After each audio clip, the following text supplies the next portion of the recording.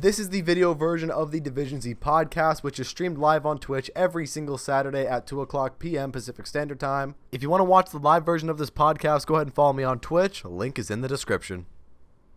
Ladies and gentlemen, welcome to today's episode of the Division Z podcast. My name is Jason. And my name is K Cosmic.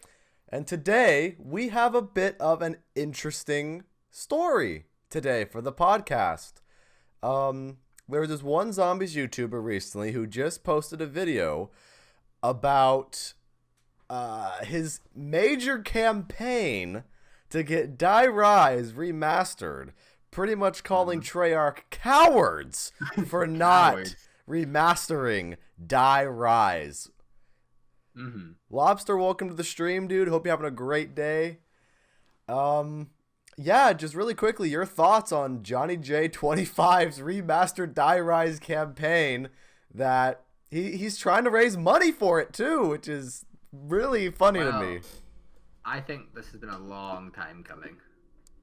Like, someone was going to do it at some point. Oh, of course. Like, I wake up every day and check every form of social media to see if someone's, like, done a movement like this yet. And it's finally happened after, when did Die Rise come out? 2013, was it? Yeah. So after like 7 years of the map existing, someone's finally stepped forward and asked for a remaster. Yeah, it's interesting. We also got Ivar in the chat. Welcome to the stream, Ivar. But yeah, it's like the dude's literally in the campaign. Literally, he's like, we need to raise $5,000 for this so he can buy a billboard that's right around the corner from Treyarch Studios.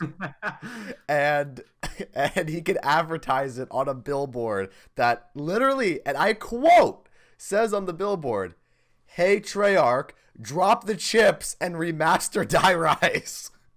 It needs to be that one, and it needs to... We're going to reach it, first of all. Like, the community's going to come together, and it will happen. This isn't a thing where, like, they won't get enough money. No, yeah. It'll happen. I absolutely think it'll happen. It's the zombies community. I mean, it's going to happen. We raised over $200,000 for charity for E4C 2. Shit. I think we can raise $5,000 for a billboard for remastering Die Rise. I feel like someone like Noah J could do a stream dedicated to it, and it would make the money for him to make one big donation. Like, and that's not something that might not happen. I feel like people are going to see this and be like, "Yeah, let's do it."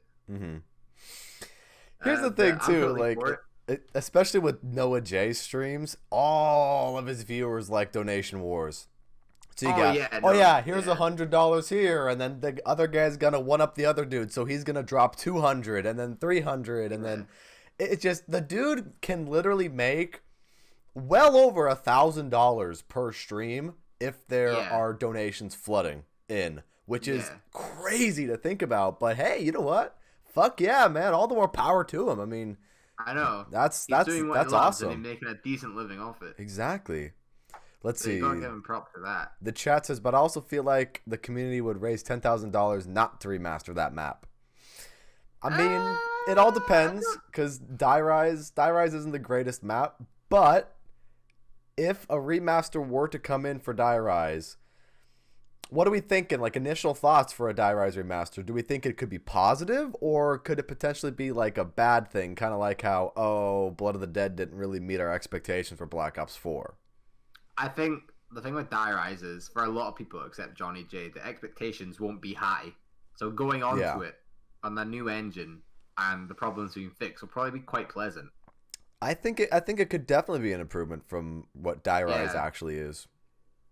I think when they do it, because it will probably be at some point in Black Ops 5, like, you know how there's been leaks. Obviously, you take everything with a grain of salt, right? But there's been a lot of leaks to kind of support that, like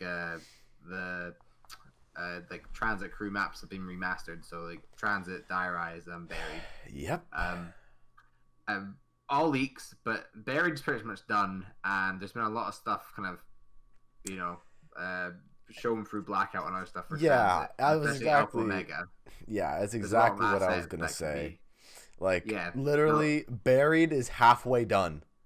Like, Yeah, exactly. if you guys remember Blackout, Buried is literally almost done. You know, they put Buried in Blackout before they put it back in Zombies, which is the funniest thing to me. The thing is, as well, is they're not going to go through all that effort to remaster a whole Zombies map and put it into a different game mode and not be expecting to do it into a later title. Yeah. Or in the game, it should have probably came out in, but, you know, sales absolutely. probably didn't do that great for, like, you know, DLC and that, so that's why they didn't do it. But I think out of them 3 maps, I think Transit is the one that's going to benefit the most. True. But I agree. Die Rise will be next. Because here's the thing, too, right? Like, Transit is one of those maps. Oh, we're starting the hydration early in the chat. All right. But here's the thing. Transit is one of those maps where it just sucks so much that there's really only one place to go, and that's up. Yeah. So it's one of those things where, Transit has a bright future. And then Die Rise, you know, not as bright of a future as Transit, because I don't know how you fix the troublesome verticality, and I don't know how you fix any of that, because it's kind of irreversible.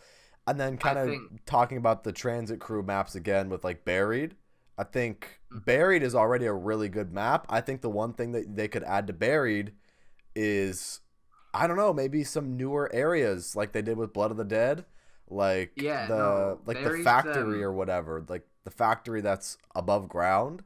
Like, I don't know, maybe give us a little bit more of that factory. I always thought that was a really interesting area. Oh yeah, no, definitely. I always thought that as well. Like, what the hell's going on up here? I think Buried will be the one that gets the least amount, not the least amount of hype, but, you know, playing it.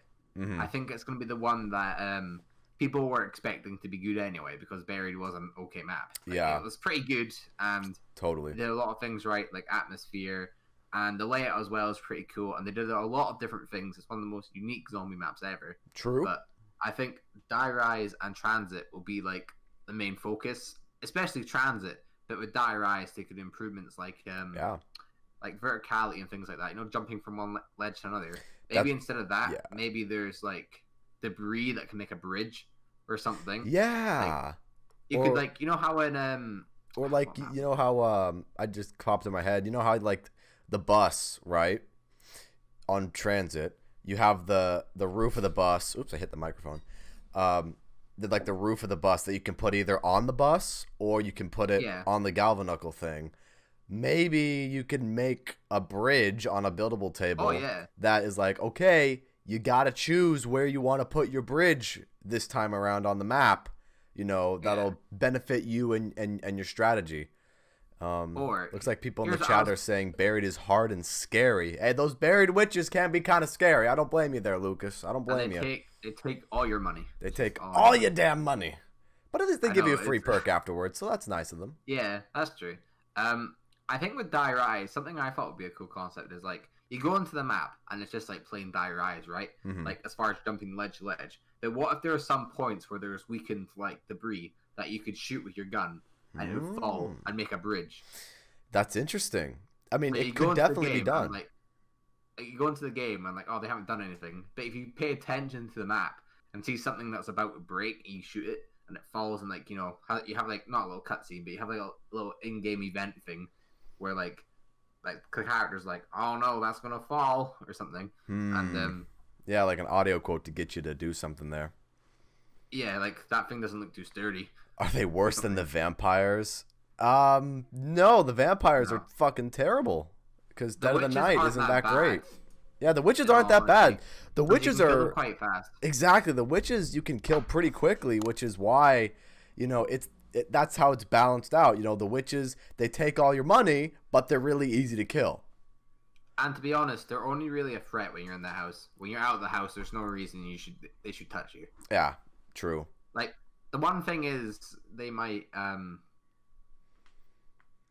if you don't have any ammo, then that's definitely a difficult situation, but you don't go into the house without ammo. So. Yeah, you know what? Now that I think about it, can you knife the witches? I've never done that. You can, but it doesn't. Actually, I don't think you can. I don't think that kills them. Really? So, like, if you get all the way through the maze, you lose all your points, you can't pack a punch. There's no wall weapons at the maze. You just gotta hope the mystery box is there after you've moved it or something. You're kind of fucked. You gotta go back to the house. I think maybe you can knife them, but it takes ages. Like, you know, you can kill them really fast with bullets. Right. Like, it should be worth like a 2-knife kill or whatever. I think it's I think they take quite a lot of knives. Mm-hmm. I'm gonna see the video of the tournament. See ya. All right, Lucas, have fun watching. But yeah, the witches are very unique, and that's one of the things, like you were saying earlier, that makes Buried such a unique map. You know, it's one of those things where, it's one of those things that Buried innovated on a lot, and you guys are actually gonna see a Buried video coming out of me pretty soon. That probably should give a hint as to what it is. But Buried is one of those maps that it innovated a lot of things that we see in Black Ops 3, I think. Buried, to me, what makes it special is it's a testing ground for Black Ops 3. Just like Origins was kind of a testing ground for Black Ops 3. And what do I mean by that is Vulture Raid with the green mist, with the zombies ignoring you. Personally, I think that is the predecessor of In Plain Sight. You have the money bag drops, or the ammo drops that Vulture Raid gives you, the predecessor of Alchemical Antithesis. You know, so there's a lot of things that they are experimented on in perk form that I think carried over to Black Ops 3, more refined and potentially actually better. Like, don't get me wrong, I think Vulture Raid fits Black Ops 2 really well. But, you know, you have Alchemical and In Plain Sight in the future games that Vulture Raid becomes irrelevant. And then, of course, you have the addition of Zomshell, which acts like Vulture Raid on the modifier in Black Ops 4. You have Bloodwolf Bite that does similar things as well. Why is this called Die Rise Remastered? Well, we have Johnny J25, who is very vehement about the remastering of Die Rise, and he's starting a campaign. So we're just talking about the Victus Crew remastered maps, and right now we're just on Buried, but we'll touch back on Die Rise if we want to. One thing I'll say is about Buried is that I think from the start it was Jimmy Zelensky, I can't say his last name. Zelensky, yes. He obviously made a lot of the past maps, and the reason I heard that he got fired, and there are some tweets that kind of like show he did, was because of Transit and Die Rise. Like, the latest ones weren't really hitting really well. But I remember there's like something from somewhere that said he wanted to keep a theme. So like the theme was like the broken world sort of thing. So you got Transit, which is just destroyed. You got Die Rise, which is destroyed. But funnily enough, the one map where they completely ignore that is really good. Yeah, that's true. Because Buried doesn't like, correlate with Die Rise or Transit whatsoever as far as theme goes. Right.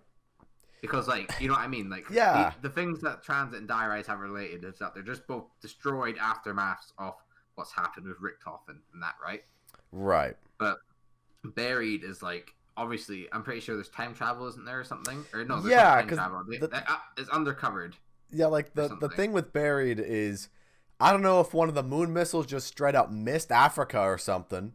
Oh yeah. But it's a teleported. I forgot what happened. It was like some temporal shift that put a American Western town in Angola, Africa.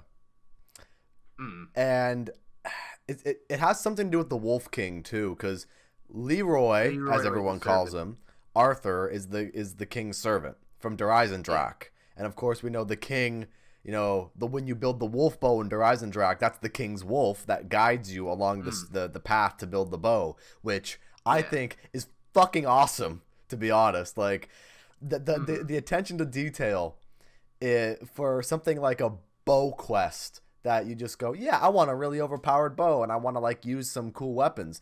They took the time to go, you know what? This is how it correlates to the story. You know, I personally don't think there's any other wonder weapon besides the ray guns and the Wonder Waff that are kind of like map to map staples at that point, because Yeah. they recur a lot in maps. I'm talking about map theme specific wonder weapons. Yeah. I don't think there's any other wonder weapon like that that really correlates the story together and like Well, ties it you're all actually together. wrong. There is the jet gun. Yeah, but the jet gun, like, does anyone really care about the jet gun? No, it was a meme. No, I mean, actually, I guess when you think about it, like, the only reason you build it is to do the quest. So, I guess there is that. I mean, but like, I'm talking about, like, the overarching, like, the storyline, like, the big super spiral. That's the one wonder weapon when I make it, I feel sad because you see the wolf go away. Yeah, true that, man. Because it's like, oh, fuck, he's gone now. My best friend. It's like, can somebody tell me the backstory of, like, the Gauntlet of Siegfried on Garad Kurovi? Like, I get it, right? Division 9, growing the dragons, that's cool, but, like, is there a story behind that? Not really. Like, I don't know. You don't know something, right? I never thought they'd actually do something proper with dragons. Like, I knew there, even though there's traces. Like, obviously you had in Dryzen Drak the dragon heads. Zetsubo, you had like the eggs in the hatchery. The eggs, yeah. And then in Go Rod, obviously, you had dragons flying about. Just but, balls to the wall, just dragons. How crazy was that, though? Seeing dragons for the first time. I remember watching that. Yeah, for the first time, that was definitely a really interesting choice. I think. I mean, literally, Dryzen Drak translated to the Iron Dragon. So you think it'd be there? So you think, like, okay, how would Dryzen Drak have played out if the dragon was on Dryzen Drak instead of Garad Kurovi? Would Dryzen Drak still be as good of a map as it is? I think it would be. It would play different though. Actually, maybe a bit. I don't know, because I feel like they made Dryzen Drak, right? And they didn't think about dragons then. So placing them in, like, what purpose do they really serve? That's the thing. Like, the dragon is, it just had. There's a lot of things you need to do with the dragon in Garad Kurovi. Shield upgrade, warm the egg. You know, I mean, that's about all I can think about right now. But like, there's like challenges that involve the dragon too. Like, take damage and survive, and you get like a max ammo or whatever the thing is gonna be. Yeah, and this is from me, right? You know how a lot of maps have the like challenge things in the first starting room. Mm-hmm. I feel like that should be in like maps going forward. Every single map. Yeah. Yeah, totally. That I feel like why only add it to certain maps? That should be something there to give the player something to do and get rewarded for it. I think like in Origins, like when they did in Origins, right? I was like, okay, this is cool. This is probably gonna be in Black Ops 3. Mm-hmm. And it didn't come out as that at first, and then it was Did they kind of do it in Tetsubo? I can't remember. They did do it in Tetsubo because they're the challenge podium thing. Yeah, like the three challenges at the altar where you got the skull and Ansapwa. Yeah, but I guess you had to do that to like progress. Right. I want something where like it doesn't really affect games. Like you don't have to do it, but it's there. I totally agree with that. It's one of those things where. Let's see. Let's think of the maps that do have that system. You have Garage, you got Revelations, you have 9. You have Tag, kind of. Like, I know it's not in the room, but there's challenges you can do around the Kinda, map. but like, yeah, okay. We'll count Tiger Toten. Yeah, because if you think about it, it's the that's exact it. same thing. It's just spread out. I think Ancient Evil. Ancient Evil, that's the other one. Oh, yeah. I think Tag does it the best out of all of them, to be honest. Really? Because think of it this way, right? There's 5 things around the map. And they all have 3 different challenges. So you're doing 3 times 5, 15 challenges, right? Right. There's so much for you to do there, and I know that the other ones are more simple, but I think the map that does it the best for just casual players is probably Origins. Like you look at it, like a lot of those challenges are pretty casual. Yeah, like you were just about to say, headshots, spend 30,000 points. Like, you get it for just playing the game as you would normally. Mm-hmm. But then when you go on Tag, it's more like... A lot of them are easy, but then there's some that's dedicated to actually, like, doing stuff around the map that you need to like, learn.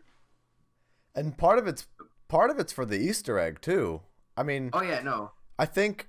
Actually, I halfway take that back, because you only need to do 2 of the totems for the Easter egg, and I don't think it matters which 2 you do. No, I don't think it matters either. So, but I mean, it still really contributes to something. Yeah. When you do all of them, you get the Thunder Gun. True, that's a great reward. Because half the time on that map, you're not going to get it. Like, RNG in the map. It's I feel awful. that. I played it like 35 rounds of it, and I still didn't get it. And then like I went on the next game and got like. Oh man, dude! Like, what is this? It's always the worst feeling not getting what you want out of the mystery box. Earlier this week, I decided, hey, you know what I'm gonna do? I'm gonna get dark matter on 3 of the DLC assault rifles in Black Ops 4 today. And how'd that go? Dude, when I say I couldn't get the SWAT out of the mystery box for like an hour on stream, that's not an over-exaggeration. Like, we jumped in on Classified. I ended up dying on Blood of the Dead because I played Blood of the Dead for the mini-boss kills. Yeah. And I swear to God, I jumped in on Classified because all I needed was the Pack-a-Punch kills. And I was just like, all right, yeah, it shouldn't be too hard. I get the SWAT out of the mystery box all the time, Mm-hmm. And then it took like an hour to get it out of the box. And then like only 5 or 10 minutes to get the last camo. Mm-hmm. It's like, just the most it takes so much longer. Yeah. The challenges in that what we were talking about before. Die Rise Remastered could include them. Like, I think one cool one would be in Die Rise activate all the elevators. Like, if the elevators work differently, you activate them with buttons or something really easy. Call the elevator. Yeah, or like challenge, kill the jumping jacks with the trampoline. Like, kill a round worth with the trampoline. Like, things that you can do, which just require a bit more skill. True that. And also, in Die Rise, please put Please put PhD on the map. Like, if you're gonna remaster the map, just put the goddamn perk on the map. I mean, come on. Here's what they could do, right? They could do like a thing where, like, instead of Pack-a-Punch being, where's Pack-a-Punch in an elevator? Yeah. Yep. Instead of Pack-a-Punch being in an elevator, you go around, activate all the elevators, and then when you go in the main one, like, or maybe not all the elevators, maybe there's something faster you can do. Mm-hmm. But in the main one, you go in that, that one where it falls down to the ground. Yeah. In the remaster, it doesn't. It goes down, and then there's like, like they give quotes. I see what you're saying. Okay, let's get that main elevator, and then you get in, and then you go, and then there's Pack-a-Punch, and then PhD to the left. Where, like, you can get your Mustang and Sally, and then grab PhD. I like that. So it commits to the old way, but you can actually get it. Yeah, and then it actually challenges you to, okay, it's actually really important to use the elevators, which is like half the point of Die Rise in the first place, instead of, playing the waiting game or whatever, like you're saying, activate all the elevators, and then the main elevator comes and you do what you just said. Yeah.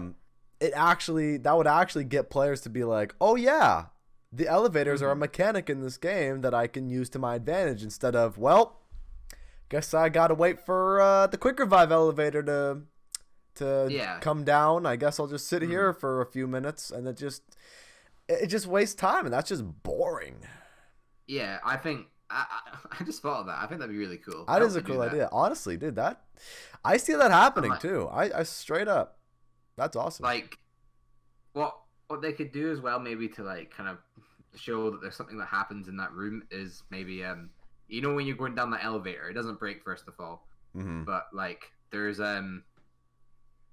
like you go down the main elevator like shaft, and you go past it, and then as you're going down, you see the door to the Pack-a-Punch room, and you said like it says like activate all elevators to get to Pack-a-Punch or something. Yeah. And then so it shows that you have to do it through that way. I see that. But then like you do that, and then you go do it, and then PhD's just hiding in the corner. You know what I think would be really cool, speaking of like challenges and things like that, for a Die Rise remaster, bring back the weapon time trials, and make all the weapon time trials Chinese inspired ancient weapons. Yeah. Because the map takes place in China, it's only fitting. So like you get these really cool like ceremonial Japanese like swords, that, oh, you completed round 5 and under 5 minutes you get this like really cool sword, and like maybe it's like dual wield or something, and it's got like this cool dragon design on the blade, like the Viper and Dragon, right? But like the dragon's on the sword, and it's like it's got its own custom animations and things like that. Oh yeah. Or something. And I also think besides this liquefier, like they did with Blood of the Dead, they need a second wonder weapon. You know, unfortunately in Blood of the Dead's case, you know, the acid gat is inferior to the magma gat, which is fine, honestly. But I think in Dairei's case for a remaster, I think it'd be really cool. You got the liquefier, and then you also have another one that's, you know, like the dragon hand cannon from Black Ops 4 from Viper Dragon. Oh yeah. But it's an actual, like, it's a blunderbuss. Yeah. I think that could be really cool. Have 2 really interesting, unique wonder weapons on the map. You keep the integrity of something that was actually good on Die Rise, where on the other hand, you have something innovative and new that fits the setting and theme of where you're playing. Yeah. I think as well is, you know, specialist weapons. This is just in general. I want them to bring them back, but I want them to be brought back like in Black Ops 3. Like, interesting. I want each of them have a personality of like the map. So, you know, let's say in Die Rise, right? What would happen is, you know, once you got your specialist or whatever, let's just say it's like a gem or something, right? Like a red gem. Once it's charged up, you get like all these cool effects, like in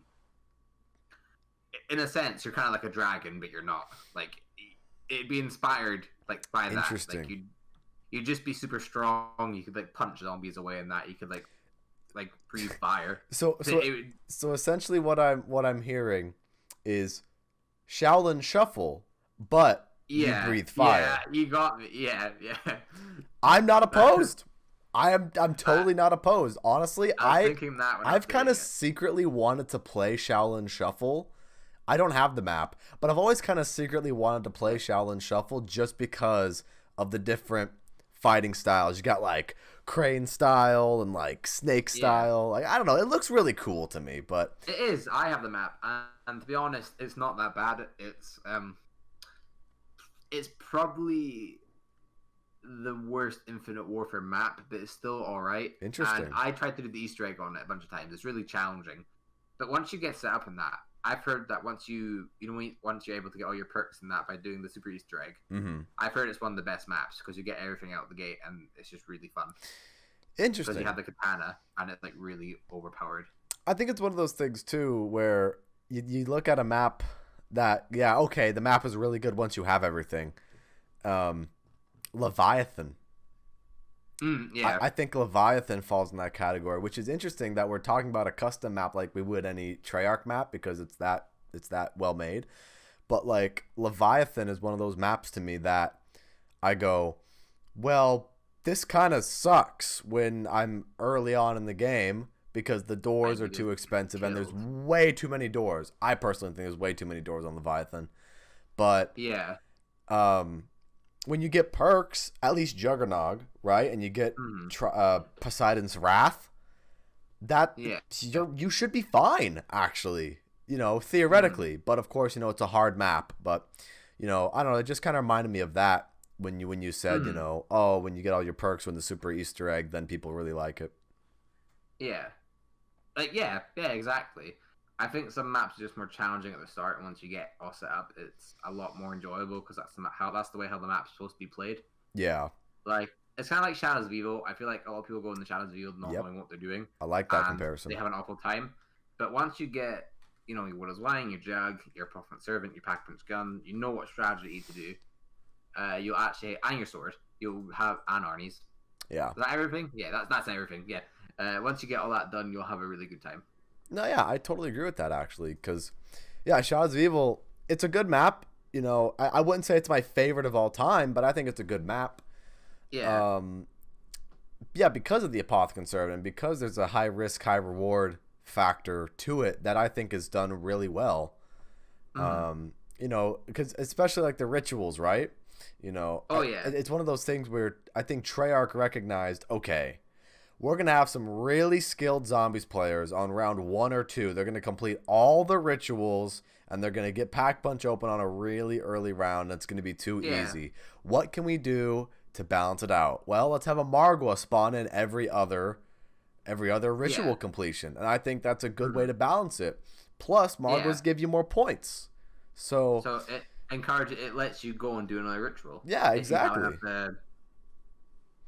Another thing I think as well that I don't know if every map would be necessary, but you know how you have a beast mode or afterlife mode or something like that. True. Yeah. I feel like something like that should be in most maps, like something different. Yeah, something like that. I feel like maybe in let's say die rise. I don't know what you could do, but maybe you could sling to other parts of the map and get to areas that are like you can't get to normally. You can do stuff there to help you throughout the normal map. It could be like dragon mode. Here's what you could do. You could turn into a jumping jack. Like you could then you can look at certain parts and jump onto it and then do stuff. See, that'd be really interesting because like spider bait from Zetsubo, you become a spider. Yeah. I think that's such a good idea, but it just was never expanded upon. Like there were no areas in Zetsubo that you could crawl into as a spider. Yeah. I think that'd be really cool, like to get the jumping jack transformation or whatever it's called. Or and you can go places. Or what could happen is they could there could be like cages that are on the map and there's jumping jacks that are good in it, like they're trained or whatever, and you could like open it for like how many ever points and be like, okay buddy, go do your thing, and then you get the view of the jumping jack. And whilst this is happening, you're protected. Like you have a barrier thick around you where the zombies can't get you. Yeah. They just ignore you because you're the jumping jack. So it's like you're piloting a drone, but it's a jumping jack. Yeah. And you go around, and once you get whatever you have done, right? If your timer runs out, it just teleports back, like the one, the ones in what was it? Like Shadows of Evil, like Beast Mode. When it runs out, you just go back to it, or what? No, it's in Classified. They teleport in that, don't they? Don't they like appear out of nowhere? Or is that's Alpha Omega? No, in Alpha Omega. Yeah, Alpha Omega. You know how they teleport sometimes. Yeah.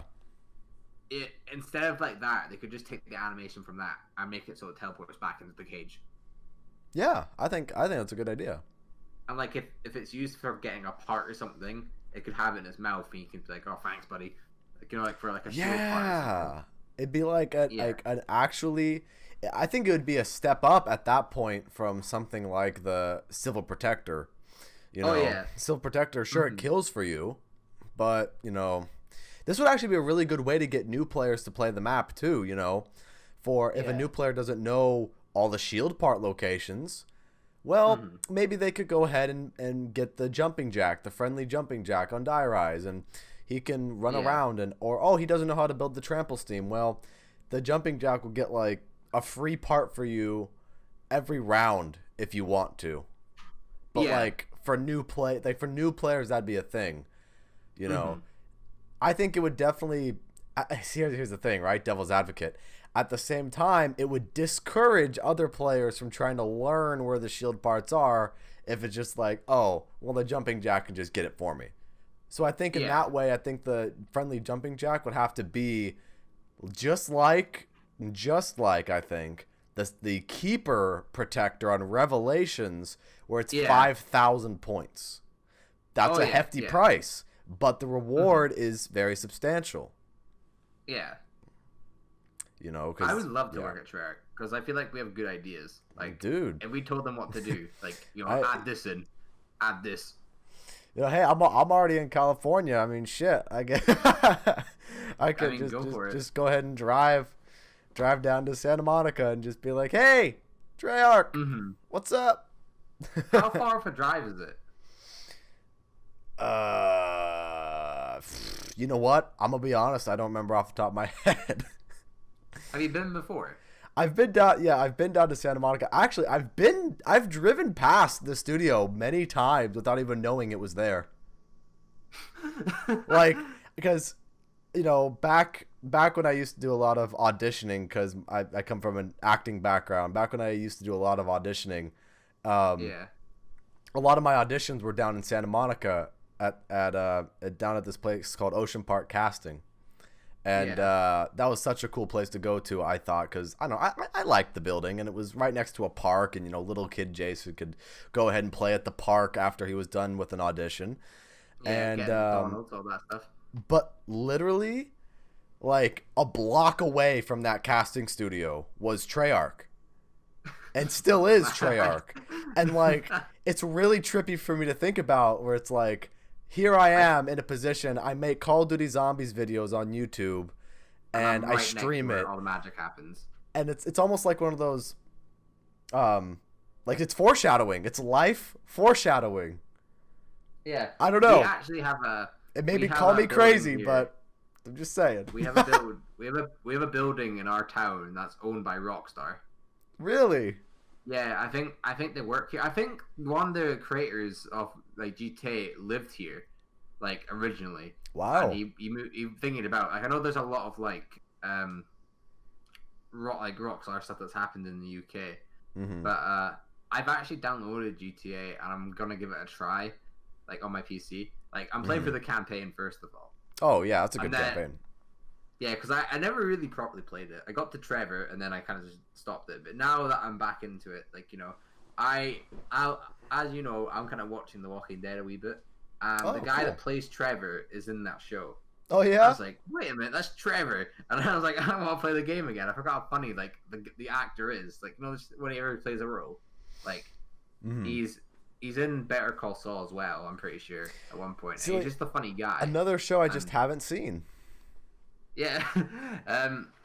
I mean, like, I know, like the zombies guy here hasn't seen The Walking Dead. I don't know, man. It's one of those things where it never looked super appealing to me, and I never could quite put my finger on why. I'll say this, right? The Walking Dead overall is a good show, right? Okay. Season 1 is, you're introduced. Season 2 is kind of like, it's all right, but it's like based around this one theme. And it's kind of dropped at the end, and it just makes you angry.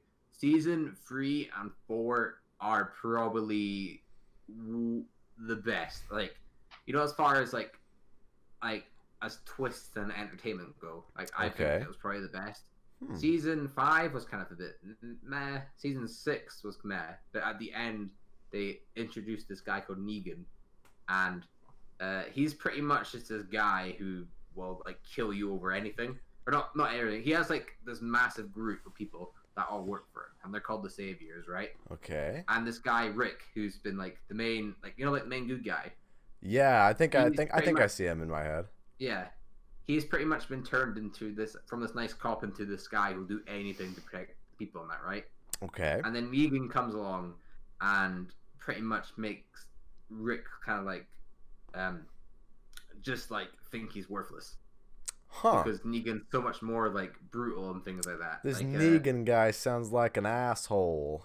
He is, and pretty much the way they introduce him is pretty much they have their like all the good people lined up, and he pretty much bashes 2 of the people's heads in.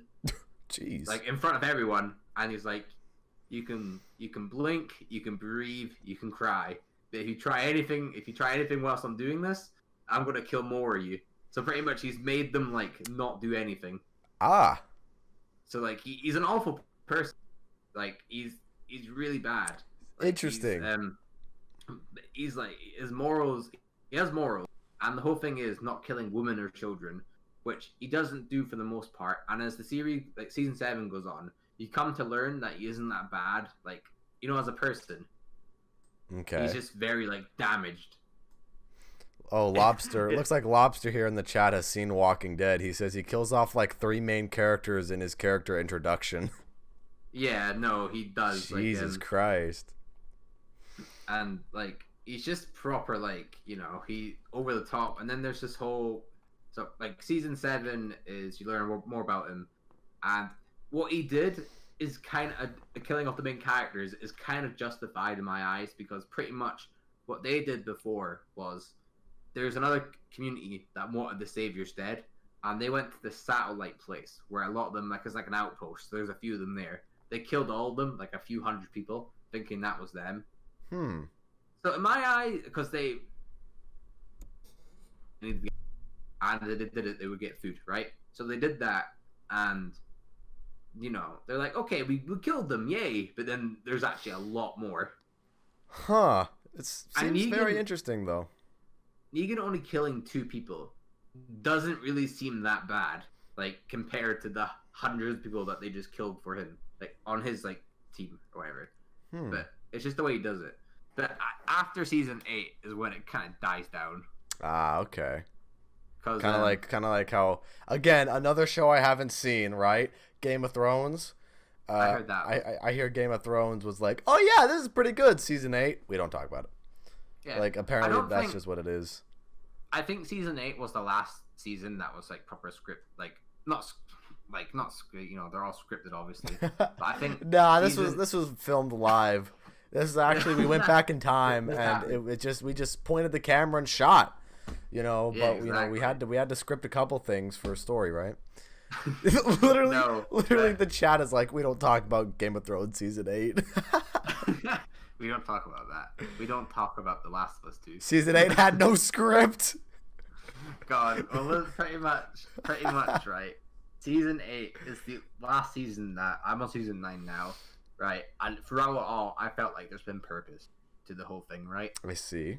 But season 8 feels like the last season that has like actual like a main sort of like plot going forward. Season 9 is just like quiet, like the main guy kind of goes away, but he's not dead. But like like that Rick guy, he's like the main person. He doesn't die, but he's off the show pretty much. And I'm pretty sure they teased them like in a movie poster thing, like him coming back. But I haven't watched season 10 yet. I watch it, but that Negan guy is still about because they kept him in a cell. Like they didn't kill him; they just kept him in a prison, like a cell because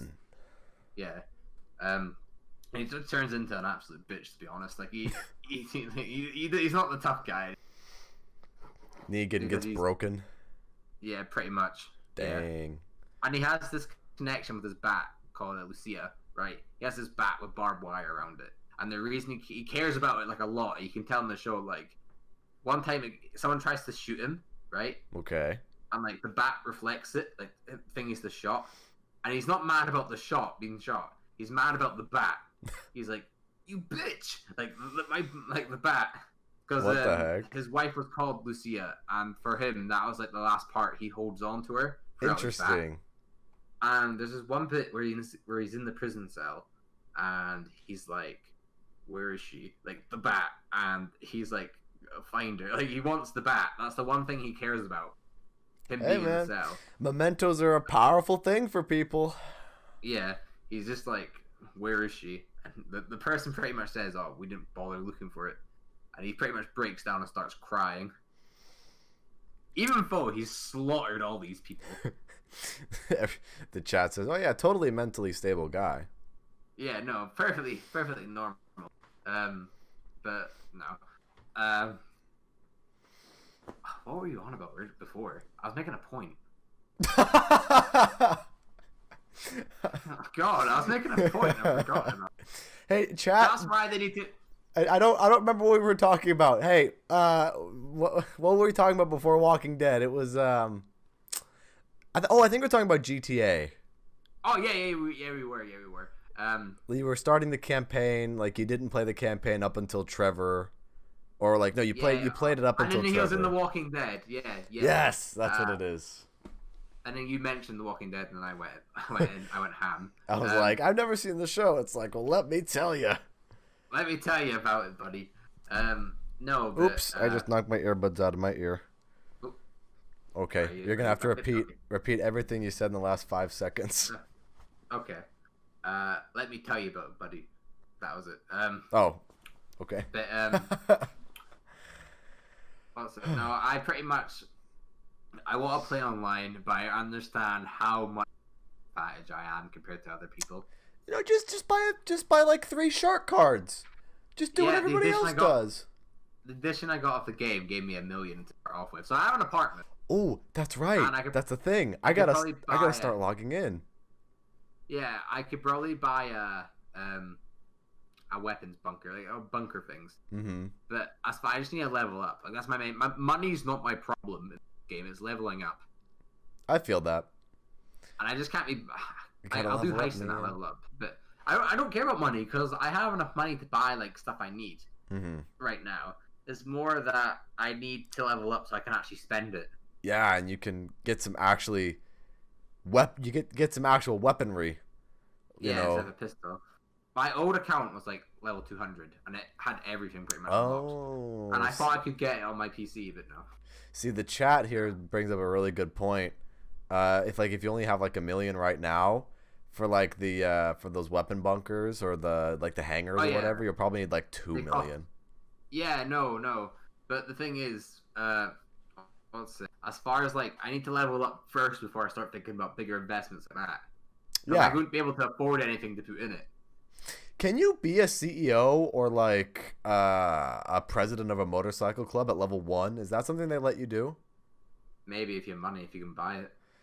That'd be really I don't know. To me that's a weird thought cuz like you have no RP, you have no criminal notoriety. And Here then you just go. out of the blue it's like, "Oh yeah, you got enough money? You are the president of a motorcycle club." I think you can probably buy like, anything you could buy in game, like an apartment.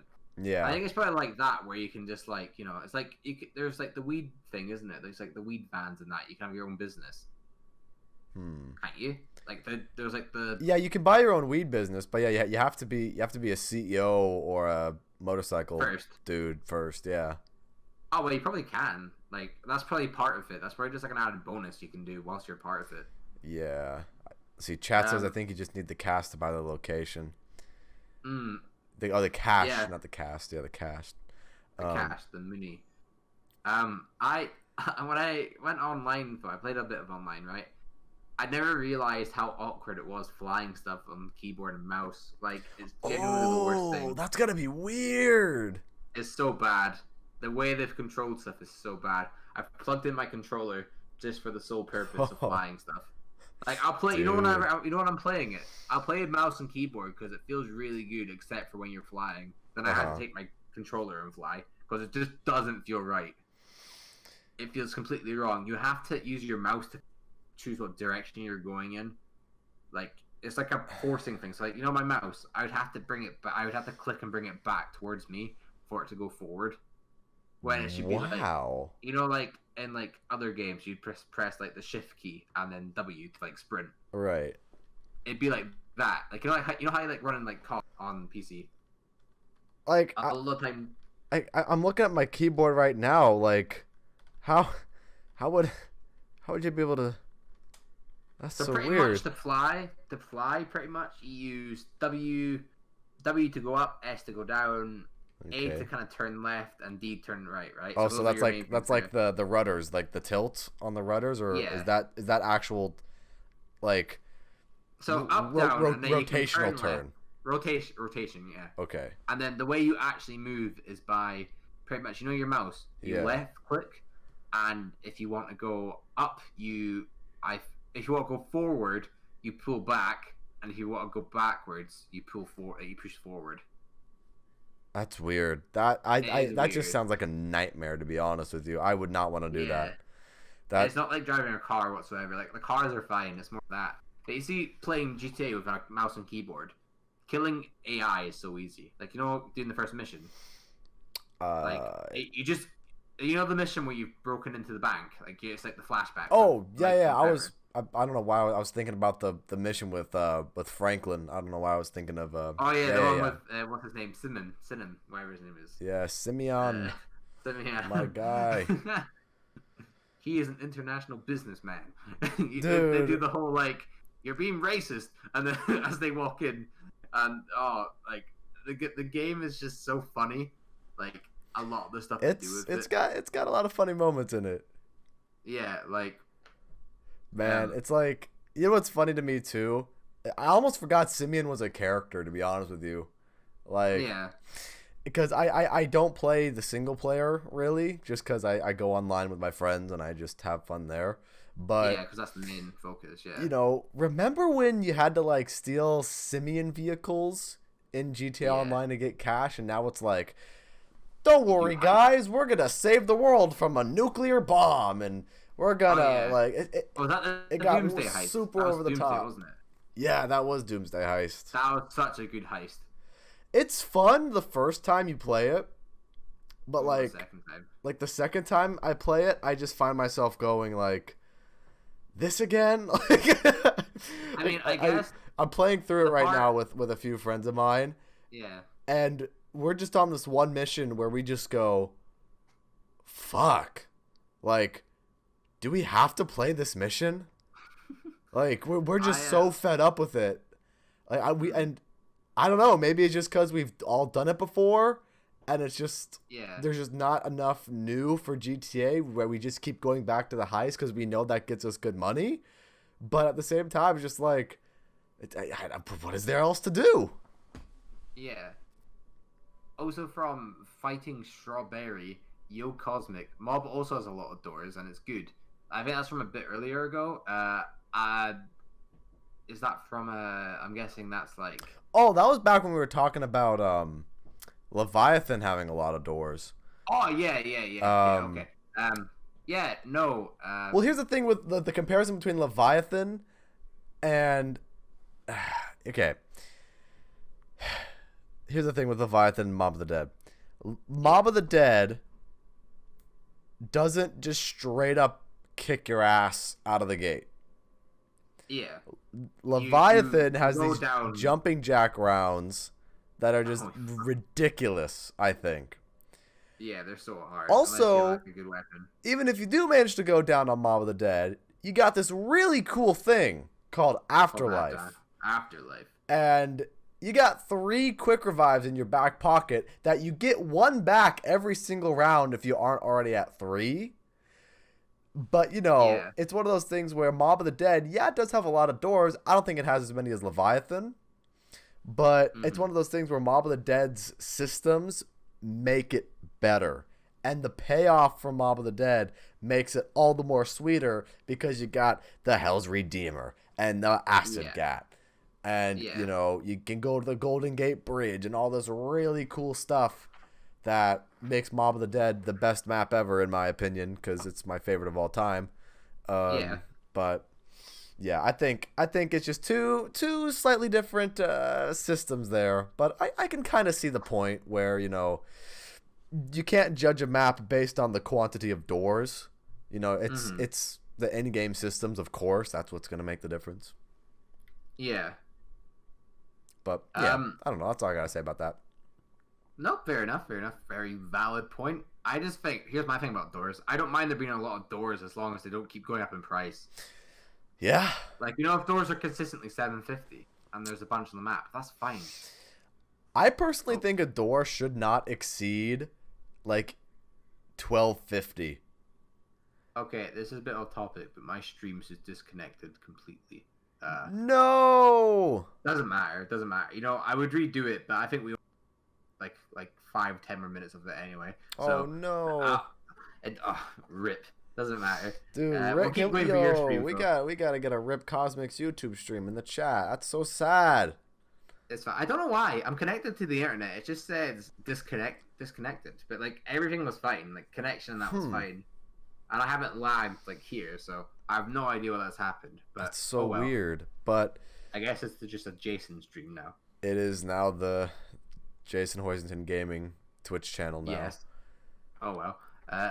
I'm here so we can talk about hey, that's the thing. You're still here. That's the thing. We still have content. At least I haven't disconnected completely. True. Yeah. But what were we talking about again with Mob? We're talking about Mob and doors and like how a lot of doors can be annoying. Oh, right. I say that if you have doors shouldn't exceed like $12.50 for like solo, but then for co-op I can understand $15 because you get more points. But you have doors on Black Ops 4 that are 2,000 points. Why would you do that? It's the doors that lead from the Odin Temple and the Zeus Temple to the spawn room. Those are 2,000 points. Why are they 2,000 points? I think it's because you can't open them from one side, can you? Well, here's the thing, though. That doesn't matter. You already spent so many points getting around the map. And also, I got a bone to pick with Blood of the Dead because On co-op, Blood of the Dead, okay, get this. And correct me if I'm wrong, chat. The door from the warden's office that lets you go to the warden's house is $22.50. Is that right? I think so. If I'm wrong, you might be right. Please correct me. But is that on co-op? Yeah, on co-op only. Yeah, because on solo, isn't it like 1,750? Yeah. So 500 more points. Yeah. Yeah, you might be right. I think you're right. Which would make it... I think that would make it the most expensive door in Zombies history, I think. Well, I guess you could maybe say Zetsubo's like main bunker door is because you have to buy so many doors to get there. That's free though. That's one. I know it's free, but that's one. That's you open other doors to get to other doors anyways. But you're meaning just a main purpose, like a main one, like one buy. Well, absolutely. Yeah, you're the one who usually buys the door for us, Jason. Yes, this is correct. I do it all the time. I always buy doors first. I don't mind doing it because I don't care either. When I'm playing online with randoms, like it seems like a lot of them like don't really know how to get points. So by the time I've bought all the doors, and then we're at the mystery box, I still have more points than them. Nuketown door 3K. Oh yeah. Oh, that's true. There you go. There you go, Boomdog. You are right about that. You are right about that.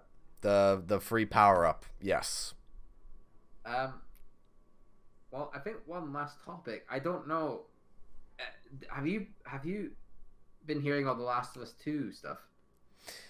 I don't know much, but I do hear the game has caused a little bit of controversy. And I'm not sure what the controversy is, but all I know is that critics are giving the game a high rating and fans aren't. That's what I hear. Know why. We know why the critics are giving it a high rating. Why? Because they're getting paid, obviously, or something. Like, oh well, okay. I mean, like, there's arguments for that for sure. Yeah. I mean, I'm not gonna speak on that, to be honest with you. Like, okay. I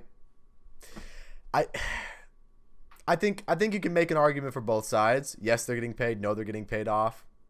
Yeah. But I mean, I guess in a way, I don't want to get into the I guess at that point it's the politics of the game industry. You know what I'm saying? Like, yeah, okay. I don't want to get into that and cause a controversy of my own because. Okay. Yeah. You know. Well, I'll put it into like a simple way where like it doesn't really get more into the politics.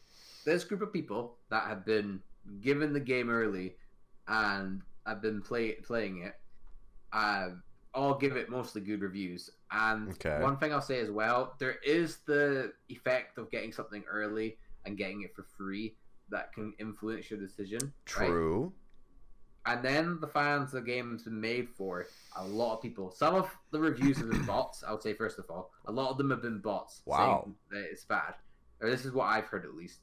Have said it's bad. But I'll say this. I bought it for my dad before it came out because I pre-ordered it and it came yesterday. And he says he's in the game, not that much, right? Like, bad stuff happens after a certain point. Or, like, that's when the boat starts to sink. But he's saying he's been enjoying it right now, and it's been really good. Okay. So that's from like an older person, sort of, who played The Last of Us, the original one. I think what it boils down to at the end of the day is that you cannot rely on critic reviews or even amateur reviews for shaping your opinion. You can't rely on someone else to make your opinion. Like exactly. Venom. Like when Venom came out, the critics were like, "This film's awful. Don't see it. It's really bad." But you know when people actually went to see it? Hey, I didn't mind it actually. Everyone loved it. It was one of the best reviewed movies. Like, of all time or something. I'm pretty sure, or not of all time, but like I liked it. I honestly liked Venom. There's something about it. Like, it got really good reviews. Like from critics, not critics. Like normal people. I think the best thing you can do is not look at anything so you don't get a bad taste in your mouth from someone else's opinion, and then play the game. Make your own opinion about it, right? And then look at other stuff, and then give your opinion if you really care that much, right? It's like we do that all the time, you and me, right? We got zombies content, we make reviews.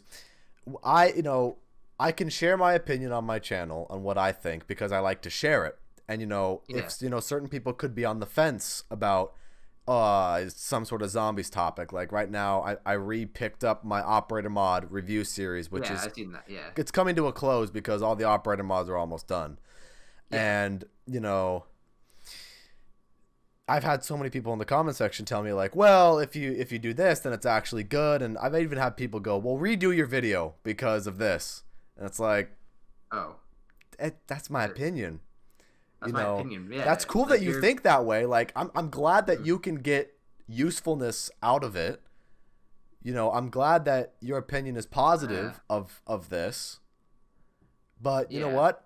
That's cool. That's the whole point. You watch my video.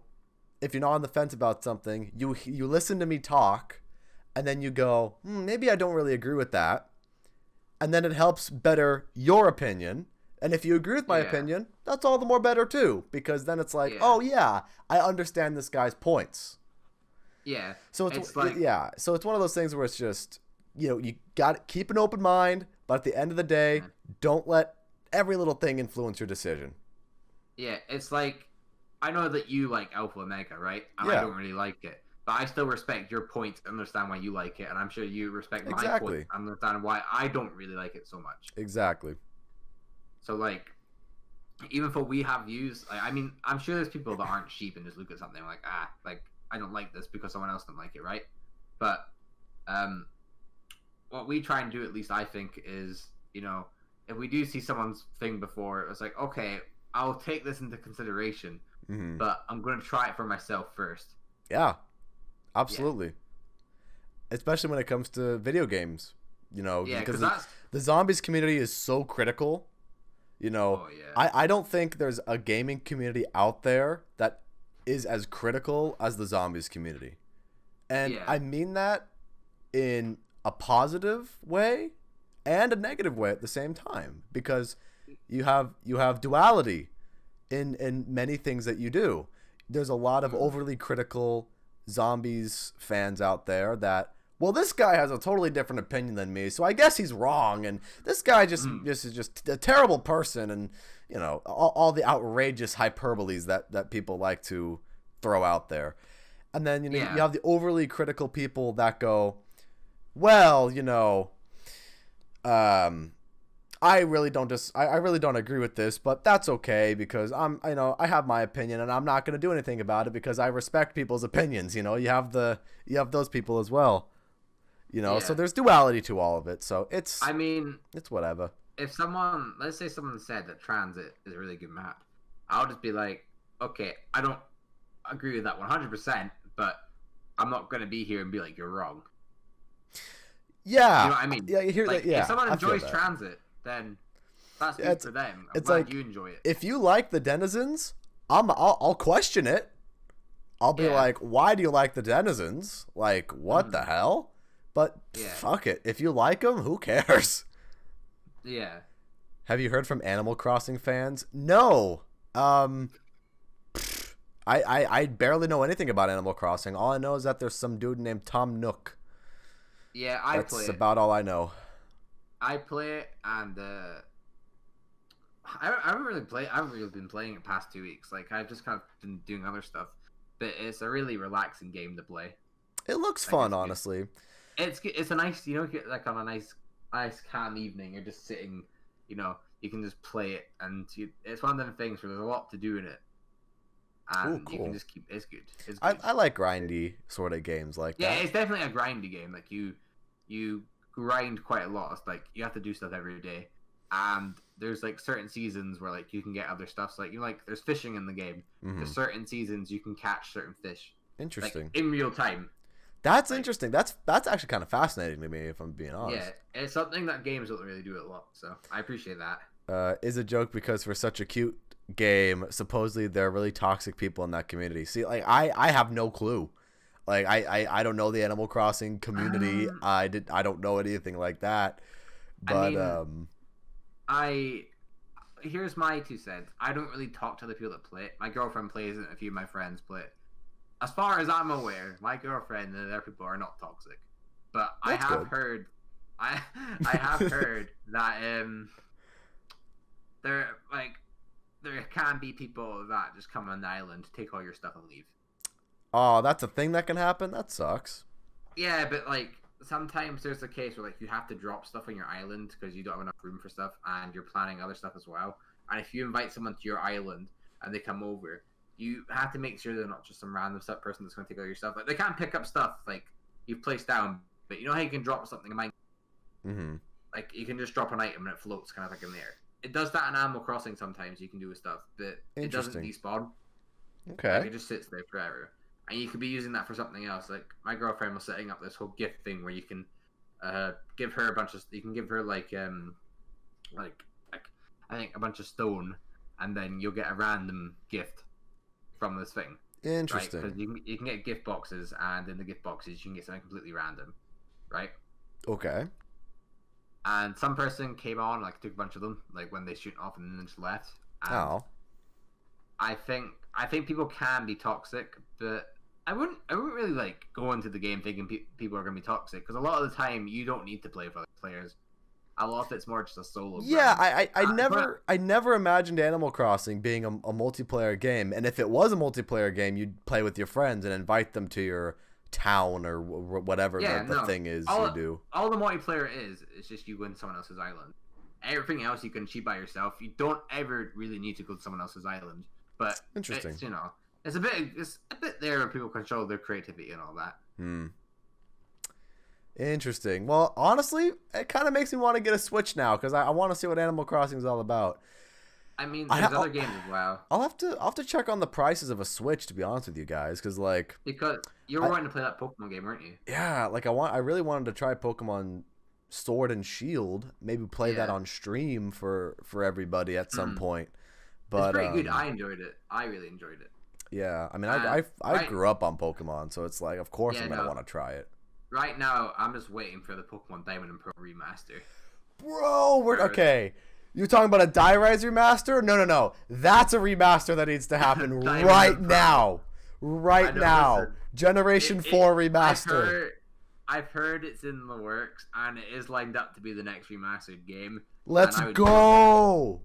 But do you think... Here's my thing. I feel like if they're going to remaster anything, they should remaster Platinum, just because that's like the most filled game out of all.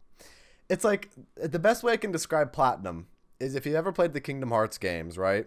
You have Kingdom Hearts 2, or like Kingdom Hearts 1 and Kingdom Hearts 2 by themselves. Then they released Kingdom Hearts Final Mix, and then Kingdom Hearts 2 Final Mix.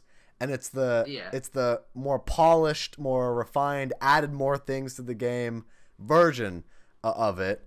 And then Square Enix just went off their rocker and went, oh yeah, Final Mix 2.5, 2.8, 0.2, like all these like crazy fucking names. Pokemon have such a weird way of marketing stuff. Like, they released 2 separate games, with the only main difference being like the legendary you get in it. And then they released a other version of the same game with a bit more content in it. Like, fair enough, do them. Like, well done, you're making a lot of money. And most of your games are really good. Mm-hmm. But I just think, like, wow. Like, I think, to be honest, they should remaster Platinum. It's like, smart. I want Diamond and Pearl. It's smart. But... It's totally smart because a lot of people are going to go, oh my gosh, how did they improve on this already really cool game? I want to see. Yeah. I think what they probably could do is they can make Diamond and Pearl that make, all the Platinum features and all that. They should add that into each separate game and just take out, like... Since their main point is, keeping one legendary apart from the game, so there's a reason for you to buy the other one. Right. They should do that. Oh, yeah, absolutely, man. Like, Pokemon Diamond was my first Pokemon game, and it's mine as well. It was like I had to run down and get Pearl too. Because I was like, oh, you got Dialga in this game, and oh, Palkia's cool too. So of course, little 8-year-old Jason was like, I gotta get the other one too, Mom. I mean, I was like to my mom as well. I was like, when Black and White came out, I was like, you have to buy both. That's how you get both the legendaries. And she's just looking at me like how much are they? Like 50 each or something? 50, 60 each. Probably at that. Okay. She's not on the. were DS games less expensive than console games? No, they're expensive and they maintain in pricing. You know, Pokemon games. Oh, I bet they maintain. No, like Pokemon games, a lot of them are more expensive. You know, Heart Gold and Soul Silver. The collector's things of them can go for like 200 easy. Absolutely loved Heart Gold, Soul Silver. I think. You don't know something? I think honestly, like Platinum and Heart Gold to me are like the best Pokemon games. Oh yeah, ever. No, definitely. Heart Gold and Soul Silver are good because it's pretty much two Pokemon games in one. Because you do one island, you do the next. But do you remember how you got the Pokewalker thing? I got both of them, right? Yeah. I sold them to. I think it's equivalent of GameStop. But I sold it to CEX, which is like our game shop here, right? Interesting. And they took it for like 25 quid. I could have sold it for like 200, and I didn't know. Jeez. I know, it's mad. I think Heart Gold was a little bit better to me just because of the there's more gym battles and there's like so much more variety and Oh yeah, no. Dude, the Pokewalker. There's little things as well. I forgot about the Pokewalker. Dude, the red fight was intense. Oh yeah, no, he has all these overpowered Pokemon. Yeah. And they're just there. Like, you're ready for it because it's pretty much like the end game of the game. I remember, I remember because I was one of those kids, right? I had an action replay, right? Yeah. And I got a bunch of rare candies. I was like, all right, I'm gonna build this mega team to go and fight Red. But what I did was I took a lot of my platinum Pokemon. I took a lot of my platinum Pokemon because that's where I used the majority of my action replay from. Mm-hmm. Was platinum. I used the majority of my action replay on platinum, and I pretty much ported like most of the Pokemon I wanted to have into Heart Gold and Soul Silver. But eventually, the chat is telling me this is sad. But chat, eventually I did beat Red legitimately. But I do remember using my action replay to try to do it because you know, little kids try to get around everything, right? If I try to find little loopholes, I guess. I don't know. But yeah, anyways, I think this was a fun episode. We had a lot of variety of topics today. This was a fun episode. Okay, as long as you played it legit. Yes, chat, I did eventually play it legitimately. Good. I mean, I wasn't any better. I think everyone had an action replay, but I don't know. Yeah, I had one. And I used it on like, you know what, I bet Diamond and that's when I used it. Because I was like, okay, time to get everything I want. Exactly. Like, you use it after you beat the game, but, you know. Yeah, because there's not really much you can do after, is there? Dude, Lobster in the chat's like, I think I paid my number 10, oh my god. I think I paid my neighbor $10 for an Espeon. Dude, he's ahead of the curve. He's, you know, I remember the precursor to online trading, online Pokemon trading. Let's go. Did you ever go to one of the like game shops and then they could give you a special Pokemon? Yes. Okay, that's last topic. That's it. We're ending the show now. absolutely, dude. That was my bread and butter. That's so good. You know what? I think I even have like a Japanese Arceus now that I think about it. Like, I think someone like traded it to me. That's mad. That must be so rare, like a legit one. Dude, I could probably make major fucking dollar with the Pokemon games that I have. It's not like the Arceus isn't glitched or anything, is it? I don't know. It's a genuine one. I don't know. I just got it traded to me, to be honest. Oh, well, hopefully it's not. But I don't know. Either way, it should have some value to it. But anyways, ladies and gentlemen, I think we're going to go ahead and wrap things up here for the Division Z podcast. You got any other final thoughts before we end off today's show, Cosmic? Not really. Just like the main topic was just Rise needs to be remastered and it needs to happen soon.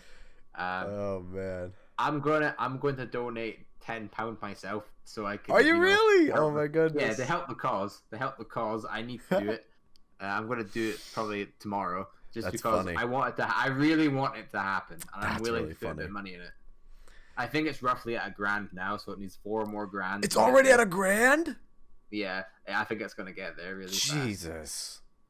All right. So. Well, I'll have to look into that then. But ladies and gentlemen, thank you guys so much for watching episode 5 of the Division Z podcast.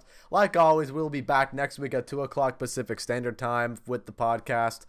I will also be streaming, of course, in my normal schedule Monday, 12 o'clock noon Pacific Standard Time. And I hope everybody enjoyed watching. And if you did, and if you haven't already, go ahead and follow me right here on Twitch. And make sure you follow me in all the links down below to stay up to date with everything that I do. And with all of that rambling out of the way, have a fantastic rest of your day or night, depending on where you are in this crazy world. And we will see you guys next time. Bye-bye.